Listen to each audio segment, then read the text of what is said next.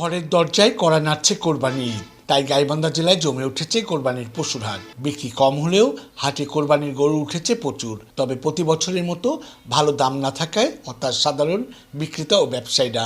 গরুর দাম অন্যবারের তুলনায় কম হওয়ায় ন্যায্য দাম পাচ্ছে না বলে জানান গরু বিক্রেতা। দাম চাচ্ছে এটার 1,60,000, দাম বলতেছে 40, কেউ 35, কেউ 20 করছে, কিন্তু ক্রেতা শূন্য হাটে। এখন ক্রেতা শূন্যর কারণে গরুর দাম কম মনে হচ্ছে হাটে। দাম যাচ্ছে 1,55,000, আমার এটা এখন 25,000 পর্যন্ত দাম কইছে, 1,25,000 পর্যন্ত কইছে। গরু বিক্রেতারা দাম বেশি বলছে বলে ক্রেতা সাধারণ জানান। দেখতেছি আজকের বাজারেতে বাজার বেশি, তাতে সময় আছে তো তার কারণে গরু ছাড়তেছে না। তো সময়ে যদি শর্ট থাকতো তাহলে মোটামুটি গরুর দাম একটু যেটাই হতো হয়ে যেত। গরু ভালোই আছে, কিন্তু ঘটনা বাজার তো ছাড়তেছে না, বিক্রেতা তো বাজার ছাড়তেছে না, ক্রেতা তো খালি ঘুরতেছে।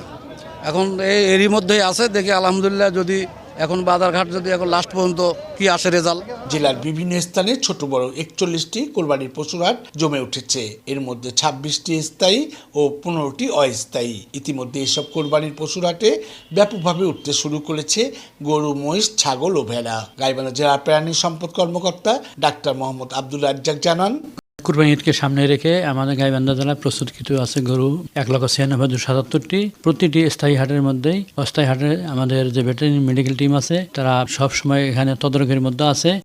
গাইবান্ধা জেলায় 1,96,277টি গবাদি পশু প্রস্তুত করা হয়েছে। এর মধ্যে জেলায় চাহিদা রয়েছে 1,26,305টি পশু। আসাদুজ্জামান মামুন, বাংলাদেশ বেতার, গাইবান্ধা।